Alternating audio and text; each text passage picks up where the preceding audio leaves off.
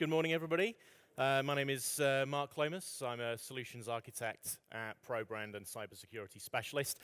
Today I'm going to be running through my presentation on cybersecurity and zero trust. But before we get started, just a general introduction.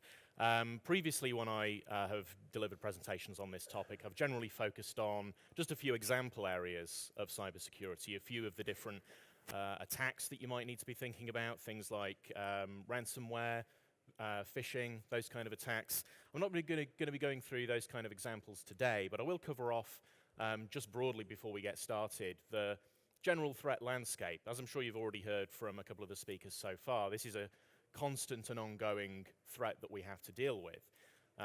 We, of course, sometimes will see from time to time that cyber attacks will make the headline news. But when the headlines disappear, it doesn't necessarily mean that the threat has receded. The screenshot behind me here is from Kaspersky's live cybersecurity map.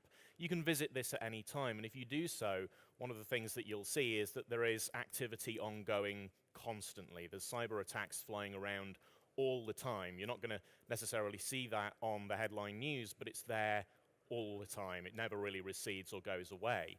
And anybody can be a victim of cybercrime. And as you just heard, it is real crime that we're really looking at here. These criminals are looking to gain access to your business processes. They're looking to gain access to your money. They're looking to extort money through a variety of different ways.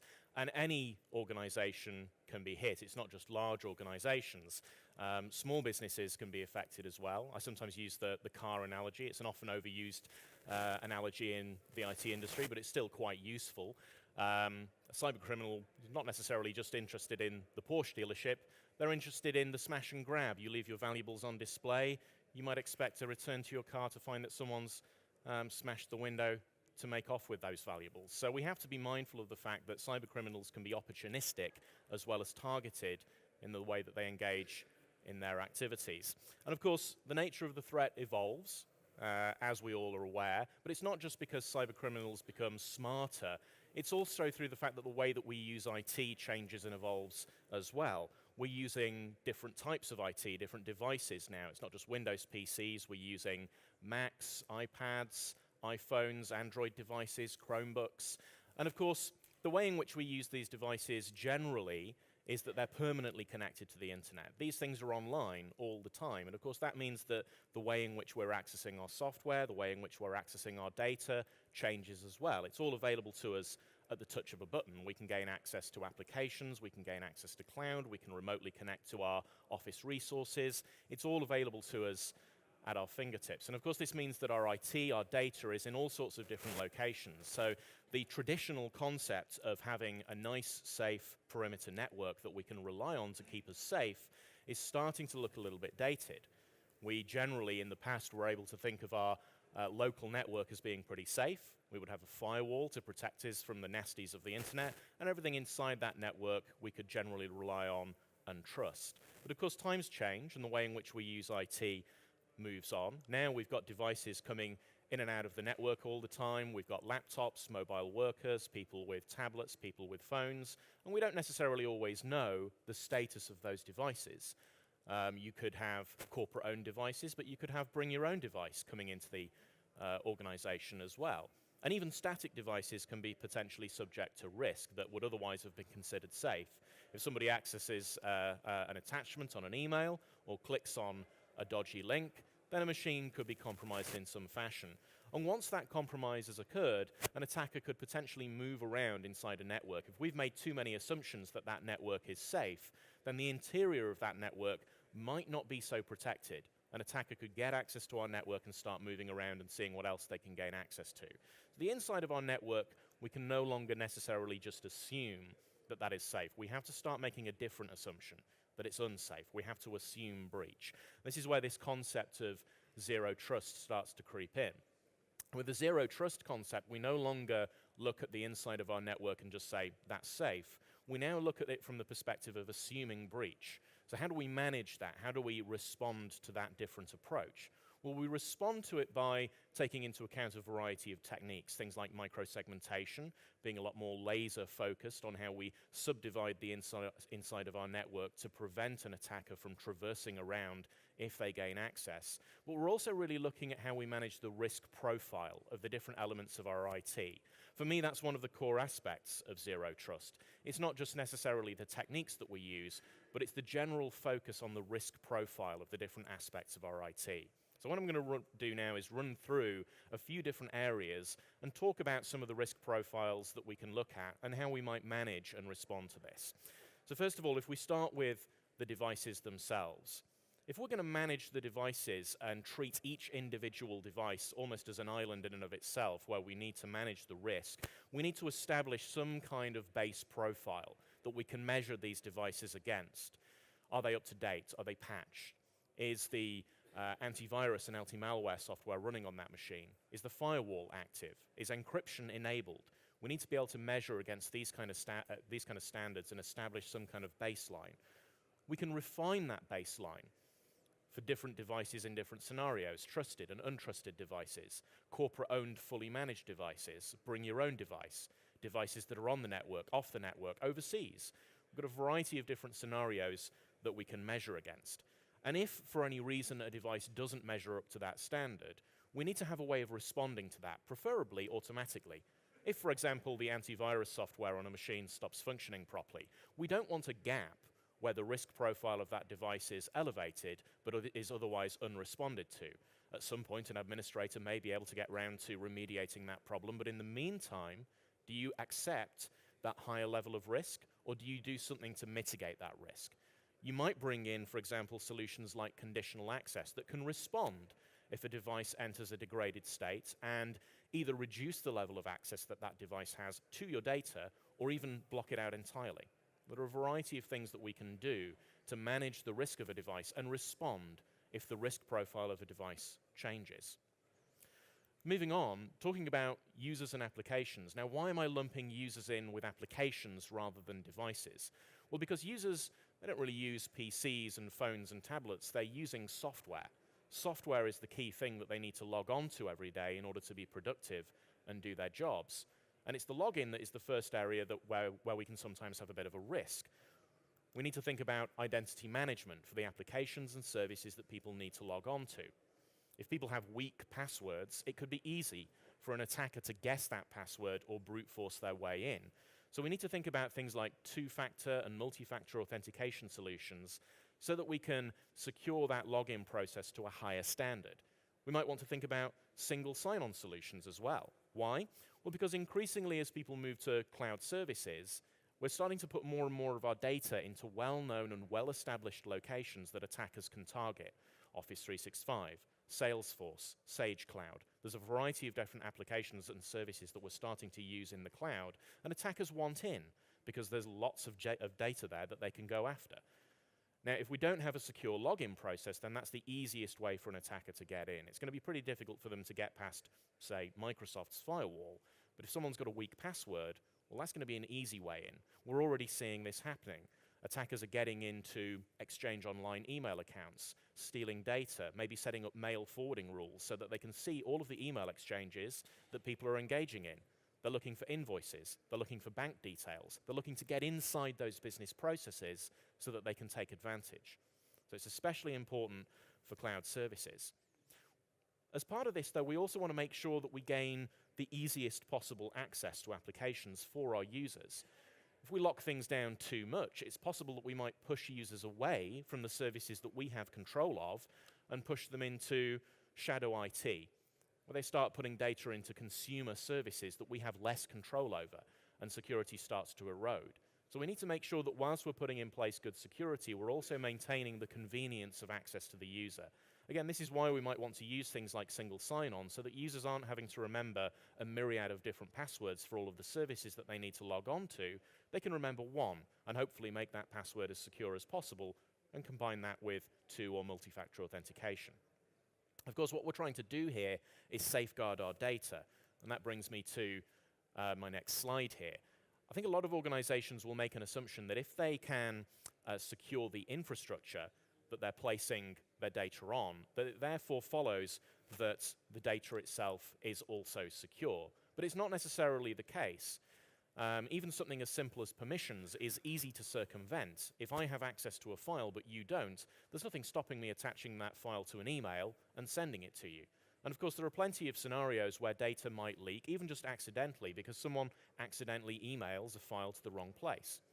Now, of course, these days, we've got a variety of different ways that we can share data. It's not just email. We can also share data through cloud services and a variety of other means. So we need to look at how we might secure the data as well.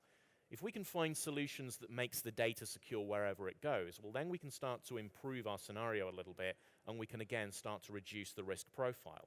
So we need to look for solutions where we can get security that sticks to the data wherever it goes. This might be information protection, where our systems can recognize what is corporate data, even if it's removed from the nice, safe confines of a file server or cloud storage repository. And in that way, we can make sure that if someone tries to take the data and put it somewhere where they shouldn't, either by uploading it to a consumer service, putting it on a USB key, or even simply taking a screenshot of some data and pasting it somewhere, that can be blocked, that can be stopped in some way. We might look towards data leakage prevention so that we can start to classify our data, recognize the types of information that we have, and apply different security rules to how that data can be handled accordingly. But regardless of how we do this, if we can apply security that sticks to the data and follows that around wherever it goes, we can start to reduce the risk profile here a little bit. Now, of course, running through all of these things, it might seem like this is a fairly complicated and difficult to manage solution that we're talking about here, but there are a variety of tools that we can use to help. Now, it's things like anti-malware and perimeter protection that we, of course, still need to have. We still need our antivirus, we still need our firewall in place to protect us. We might also combine this with things like behavior monitoring tools to look for unusual activity in our IT systems. We might combine this with unified endpoint management so that we can start to apply security profiles to devices and monitor for any compliancy violations. We might start to bring in things like data protection, data leakage prevention, information protection, a variety of ways to monitor our data and see where it's going and take control. Telemetry intelligence. For larger organizations, you might have a variety of different solutions in place for security, firewalls, behavioral monitoring, unified endpoint management, and that's going to be generating a lot of information. How do you gain better insight into that information? How do you take action on the telemetry that you're getting? If you can pull that into one solution, you can tie it together across all of the different security platforms that you have, gain better insights, and take better action against the information that you're receiving. Now, a couple of final thoughts to leave you with. As mentioned, always be thinking about the risk profile. In the concept of zero trust, there's a lot of different topics around here as to how you manage your security. Things like microsegmentation, as I mentioned, the laser focus of security on different elements of your IT. But as mentioned, I like to think of this as a risk profile and risk management approach. That we start to look at every single element of our IT, of having some kind of risk attached to it that we need to manage and mitigate. The next thing that I want to just talk about briefly is that security need not be the enemy of convenience. I sometimes view this as the received wisdom of IT, that you can't have both. If you make something more secure, you're going to make it less convenient for users to access. That they are in some way opposite. But I think again that if we're able to focus more on the data itself as being the thing that we secure, then we can start to arrive at a situation where the fact that it's secure is the thing that makes it more convenient. So it need not necessarily be the case that we end up in a scenario where we're locking down so much that we're making it hard for users to access the systems. Instead, if we can focus on our infrastructure and our data, then we can get to a scenario where, as I say, security becomes the thing that delivers convenience for us. Now, that does bring me to the end of the presentation. Matt, I'm not sure if there was a Q&A at this point, or... Yeah, absolutely. Any questions for our good man here? Covered quite a lot in that, Mark, so thanks for that. Any questions, guys? I've got one for you. You may or may not be able to answer. Oh, sorry. Chat with his hand. Sorry, sir. Hi, I just wanted to pick up on your last point. Oh, you won't be able to hear. I just wanted to pick up on your last point about security and convenience. Can you give us any practical examples of that, how that works? Yeah, so I think that with the, just talking about the convenience side of this a little bit. So as mentioned, I think if we can get the data itself secure, then hopefully we can be in a better scenario when it comes to how people are gaining access to data. So traditionally, we would think of security and say, well, one of the things that we're trying to do here is protect our data, because that's kind of the crown jewels. We don't want that being compromised. We don't want that to leak out of the organization. We've seen a number of scenarios lately where, because someone has just done something accidentally, they've emailed data to the wrong person, you end up with a scenario where if that gets discovered by a customer or a partner, that they will then view that and say, well, we want you to be better at this. We want you to have better controls around the data, because we want to do business with you and we want to make sure that you're treating our data as securely as you possibly can. So how do we do that without locking things down so much that it erodes the access from a user's perspective and potentially pushes them into using consumer-grade services that they feel are easier for them to use? Don't want to name too many names, but obviously people upload things to Dropbox, they stuff things in all sorts of different places just to make life easier for them. And if we make things secure in a manner that is inconvenient, we're going to make it even more likely that they're going to go to those services. If we can start to say, well, one of the things that we've been trying to do around security is lock things down. Well, why is that? Well, it's because we're protecting the data. And why are we needing to protect the data? Well, because there's nothing necessarily on the data that's going to keep it secure if it leaves the confines of our environment. But what if we could attach something to the data that keeps it secure when it leaves the confines of our environment? Now, there are a variety of solutions that this could apply to, but you could almost think of it as having like BitLocker for a file. So that if the file leaves your environment and lands with someone that shouldn't have access to that, they can't access that data because it's encrypted, it's protected. The application that you need to open it will need to check in and confirm that you should have access to that file. And of course, if it's been sent to the wrong person, they're not going to have access to that data. Now that means that we can potentially be a little bit freer with how we give people access to the data without necessarily having any sleepless nights here, that when people are using data, it's being synced to people's machines, it's in cloud services, it's potentially all over the place, that we're not so worried about the security of that because the data itself has also got some security with it. And that allows us to be delivering a higher level of convenience to users and make it a bit easier for them to gain access to what they need.